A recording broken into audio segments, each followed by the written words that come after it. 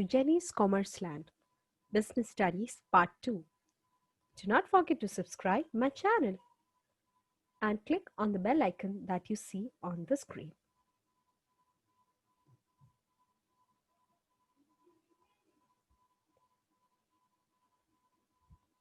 Students, in our last video, we saw that what is management exactly? We saw the meaning, we saw the definition, we saw the concepts and the objectives as well as the significance of management.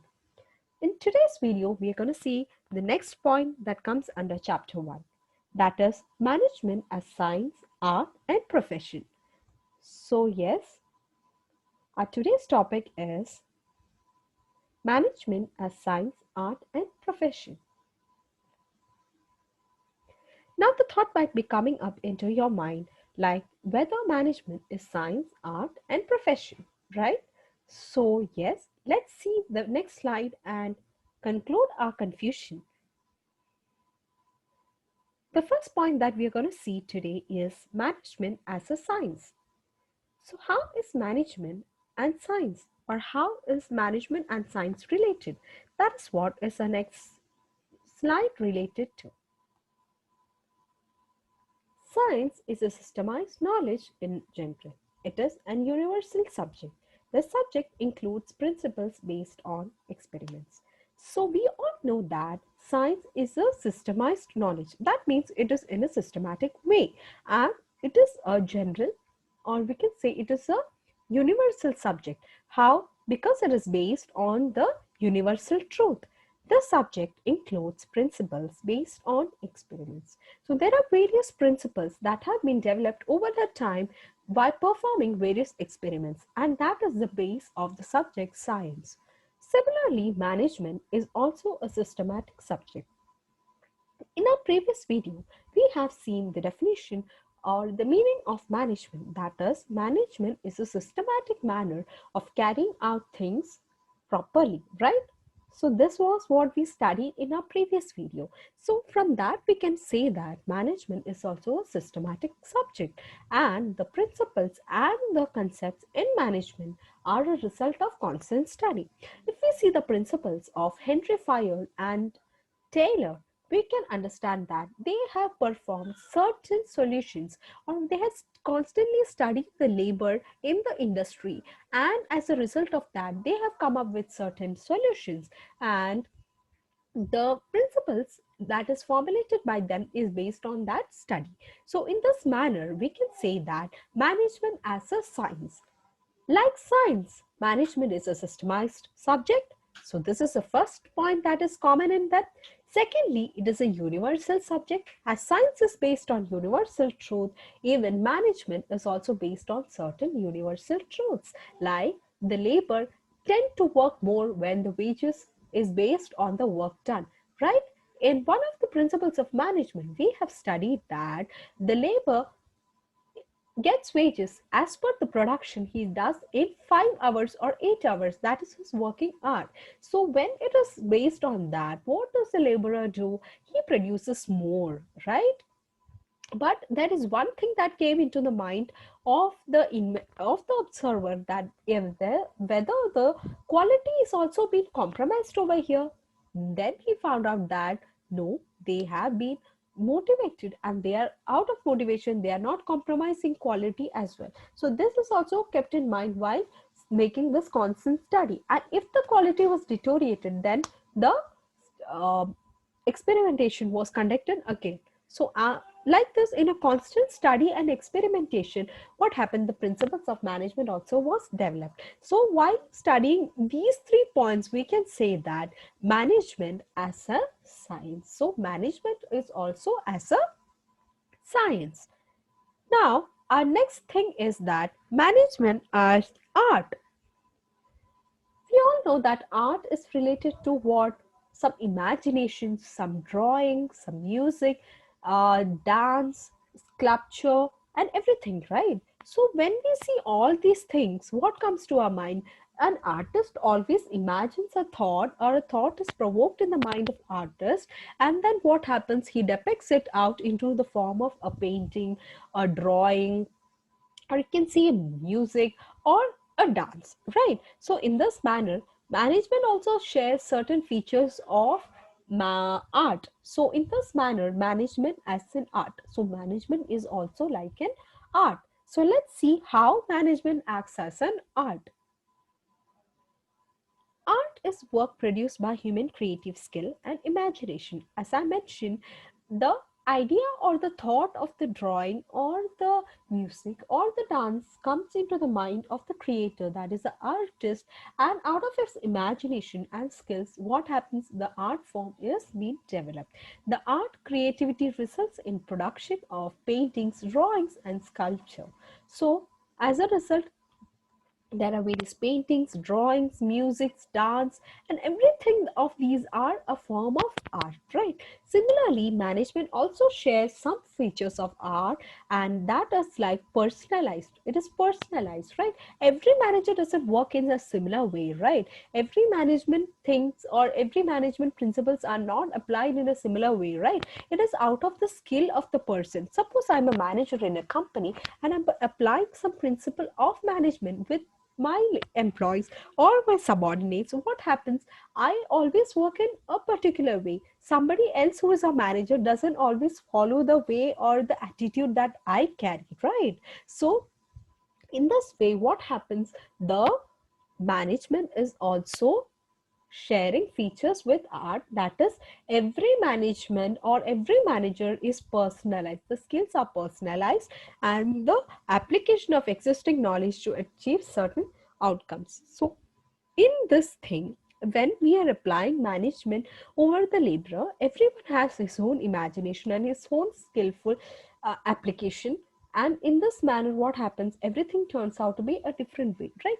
We can, when we go to a company, I'm sure when you all succeed and when you all complete your studies, you are all going to get work in some MNC or corporate world.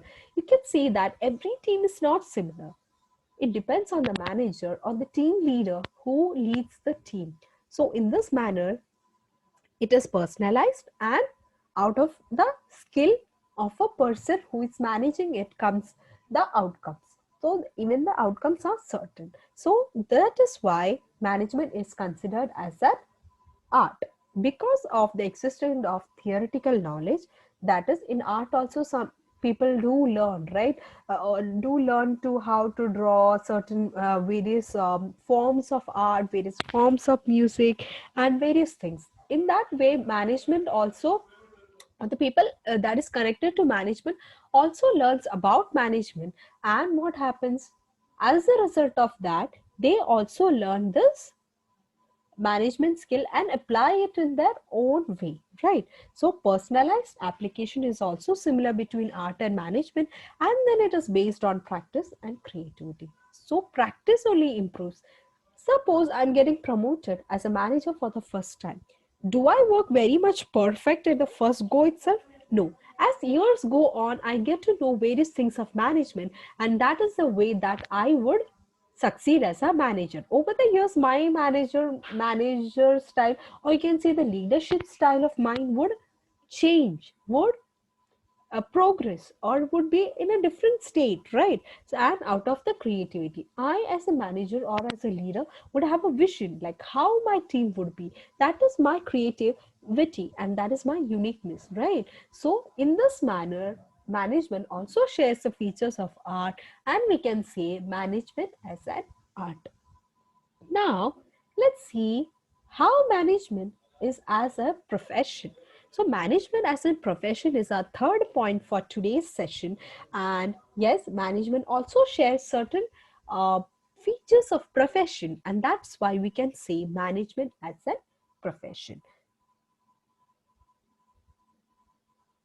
We all know that when we are into a profession, we need to secure some degree, we need to study various aspects of that particular profession, and that's how we be applicable or we be eligible for that profession, right? So the management also requires certain studies, okay, and management also requires certain training, and that's how one person is eligible for being into the management field. So A profession is a type of job that requires advanced education or training. Profession requires specialized knowledge. The entry into a specific profession is regulated by a representative body. So, as I said, students, it is a type of job that requires advanced education. Suppose somebody wants to become a manager. What do he need to do? You all are commerce students, right? You will graduate in commerce, you will take an MBA degree in finance, marketing, or whatever is your field of interest. And then what happens? You are educated, you have an advanced education, and you are trained for that. The profession requires specialized knowledge. You also acquire the specialized knowledge for that. While in MBA you study various principles, various applications, various type of theoretical things that are related to production, that is related to quality control, right? So many aspects comes into the study while you are into MBA. And in your BCom also, you study various aspects of accounts and how accounts are maintained, how the financial stability of your company is being analyzed, how various ratios are used, and all these things also come as a part of your BCom, right? Or your BBA, or whatever degree you acquired in the field of commerce. You come to know about the various aspects of accounts, about the working, the management, the finance, the subject marketing, HR, all these specialized subjects you study, and you acquire a specialized knowledge, right? And then the entry also is regulated. So what, suppose you want to be a chartered accountant. Okay, so now let's take a field change over here in our example. So now somebody wants to be a CA, right? So many of you wants to be MBA, some of you wants to be CA. So there are various aspires of a person, right? So somebody wants to be a CA. What do he have to do? He have to go to the Institute of Chartered Accounts, and he has to get himself registered. He gets a registration number, and then he applies for the exams. He has to pass the beginners, he has to pass the intermediate, and then the advanced level of CA, and then finally he gets his registration number, and he's finally the member of Institute of Chartered Accounts. So here the entry into specific profession is regulated by a representative body. Same goes with the doctors as well, right? They also acquire, they also study for so many years, and after the hard work and the training and acquiring the specialized knowledge, the body of the regulatory body of the medicine, that gives them the authority, that gives them a registration number, and with the help of that only they are recognized as a doctor. In similar way is it with the CA as well. So these features of profession makes it as a is also shared by a management. Okay, so the essentials of profession are specialized knowledge that is also needed in management, that is a proper or advanced study in the field that you are going to uh, take up a job. Okay, then comes the formal education and the training. So over here you need a formal education. You cannot say, yeah, I did watch certain videos on the YouTube, or I did some I did take some notes from my friends who was doing CA, and then I studied all those things, and then after training also I saw how he's been trained, and I just enacted all the things, and now I'm eligible to be a CA. Can you say that way? No, you need a formal education and training. Now you also have some certain social obligations, right? So every job has a social obligation. Everyone is obliged to the society. So while we are all here to serve the society, right? So I'm a nurse or a doctor or a teacher, or you can say a lawyer, a CA. We are all here to serve the society, so we also need to align to those obligations that are, or we can say we need to abide those obligations towards a society. Like a manufacturer can say, I will produce quality goods for my society. A lawyer could say, I will give justice to my society. A doctor or a nurse can say, I would treat and care my patients properly. A policeman would say, I can give security to the society. In this way, every profession has its social obligation. So we need to abide by that also. Okay, so the manager also has an obligation towards the society by leading his employees in a proper way, helping them work out properly and giving the profit to the company. And what happens as a result of that, the quality or the standard of the society also increases. So in this manner, formal education and training, after formal education and training, even social obligation is a part. Now comes code of conduct. What is code of conduct? There are certain ethics or way that we are supposed to you know come out in front of the audience. So we cannot just yell at somebody, we cannot just you know uh, make our things work on somebody, but there are certain ways, right? There are certain formalities or ethics that we need to follow. So similarly is the thing with the management as well. When as a manager, can he just do whatever he wants in the company? No, there are certain rules and regulations that he needs to follow, right? Yes, even the institute of you know IMA also has some uh, Institute of Manager Association. It also has regulated some code of conduct, like some ethics or rules and regulations that needs to be formed by somebody who is into managerial post. So we need to follow that as well. Now, a representative association. There is a representative association. Like I said, the Institute of Chartered Accountant. So that is a representative association. So when we are representing some association, there are certain things we need to abide, right? So we are representing one association. When I'm a CA, I'm representing Institute of Chartered Accounts. Or if I'm a manager, if I'm an MBA graduate, I am representing the Institute of Manager Association, right? So in this manner we also represent a representative association. So we can say that management as a profession, when we are sharing all these points, all these features of, when we are comparing all these features of profession and management, what happens?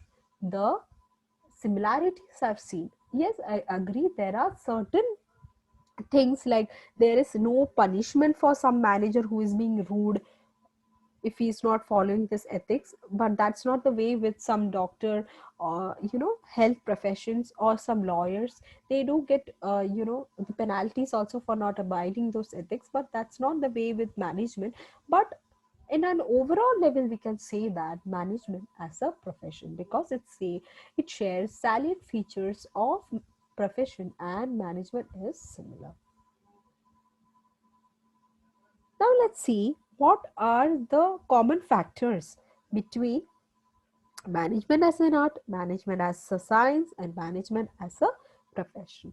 So, as an art, there is prior theoretical knowledge. We need to acquire some theoretical knowledge before. Then there is some personalized approach. So there is a approach also is personalized, right? My imagination or my creativity or my way of coming out is not the way of somebody else, right? So it needs a personalized approach. Then comes involves a lot of creativity. So there needs to be creativeness as well. So when there is only creativity, we can motivate somebody, right? We are just doing the work like a donkey work. We are every day coming, we are every day going. Then is there any creativity? No. We need to find out ways where how we can motivate a management person, and that's how the management and art works, right? So these are the common factors between the management and an art. That is prior theoretical knowledge, then comes personalized approach, and then involves a lot of creativity. Now let's see the common factors that science and management shares. First of all, it is a systematic structure, then it has a universal validity and the experiments. Science is a systemized subject. Similarly, management is a systematic subject, and then it is based on universal truths. So we saw in science also, it is based on universal truths. Similarly, management is also based on universal truth. And then experiments, various experiments and studies are done, and then only a principle is being formulated or various laws are formulated. So this way management is also as a science. Then comes management as a profession. How? In profession, we need formal education. In management, also we need formal education.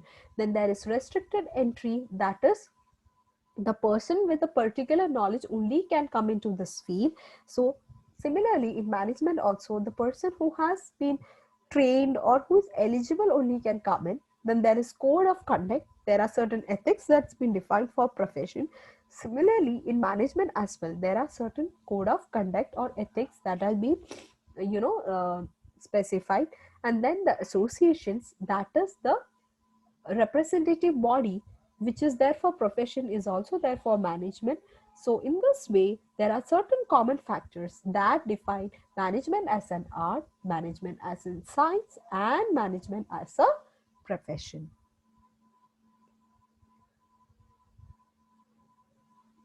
Thank you students for listening to me carefully. I hope this video was helpful to you and you can do prepare for your exams in a better manner. Yes, I'll be coming with a new video very soon. And so, yes, till then, bye. Do subscribe my channel. Do let me know your comments. And yes, do like the video as well if you feel this is valuable. So for now, let's stop over here. And yes, very soon I would be back with a new video. Till then, children, do prepare well for your boards.